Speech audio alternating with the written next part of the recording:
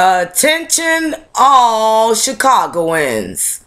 Chicago is breaking their own laws. Why is Chicago locking up people for a crime that they are committing themselves? There is a conflict of interest going on, and I am here to offer some self-help. Hey, when JoJo needed a ride and had weed on him, you went to jail. Plus, you lost your car. People's apples are falling from brainless trees, and Chicago is doing their part. Somebody hid a gun in your house, and you didn't know. The cops arrested you because it's your property with a soul, and a soul. Your locker partner brought a knife to school and left it in the locker that you shared. They had a mandatory locker search, and you got pulled from your school. Look, people.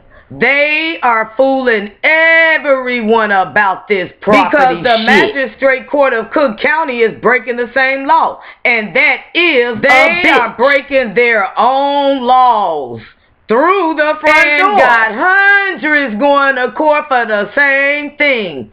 And what even got people locked up for it in that criminal asylum. And that is not snatching everybody up for a law that they're breaking. People motion, of course, to go free. They're making you leave your property and machines on their property, but at the same time saying they are not Chicagoans.